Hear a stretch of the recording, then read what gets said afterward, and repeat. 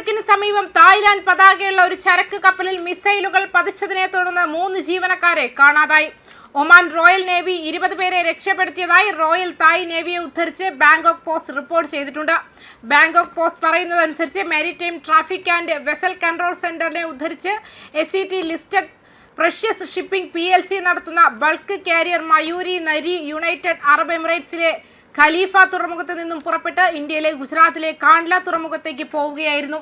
രാവിലെ 10 മണിയോടെയാണ് ആക്രമണം ഉണ്ടായത്. കപ്പലിന്റെ ജലരേഖയ്ക്ക് മുകളിൽ 2 പ്രൊജക്ടൈലുകൾ പതിച്ചു. ഇത് കപ്പലിന്റെ അമരത്തിനടുത്തും എഞ്ചിൻ മുറിയിലും സ്ഫോടനങ്ങൾക്ക് കാരണമാവുകയും കപ്പലിൽ തീപിടുത്തത്തിന് കാരണമാവുകയും ചെയ്തു.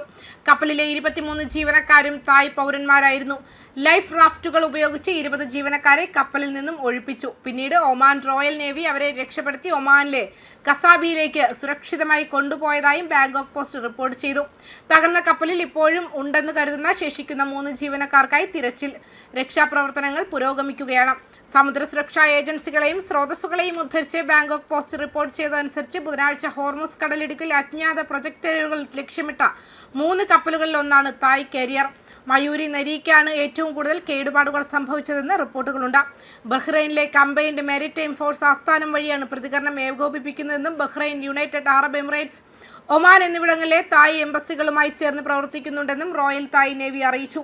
നടന്നുകൊണ്ടിരിക്കുന്ന തിരച്ചിൽ രക്ഷാപ്രവർത്തനങ്ങളെ പിന്തുണയ്ക്കുന്നതിനായി യുണൈറ്റഡ് കിങ്ഡം മാരിടൈം ട്രേഡ് ഓപ്പറേഷൻസുമായി സഹകരിക്കുകയും ചെയ്യുന്നു.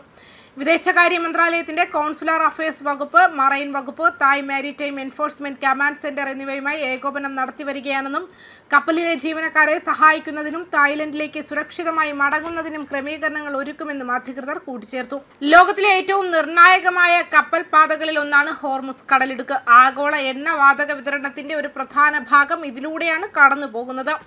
എന്നിരുന്നാലും മിഡിൽ ഈസ്റ്റിൽ തുടരുന്ന സംഘർഷം മേഖലയിലെ സമുദ്ര പ്രവർത്തനങ്ങളെ തടസ്സപ്പെടുത്തുകയും വാണിജ്യ കപ്പലുകളെ സുരക്ഷാ ആശങ്കകൾ വർദ്ധിപ്പിക്കുകയും ചെയ്തു. ന്യൂസ് ഡെസ്ക് കർമ്മ ന്യൂസ്.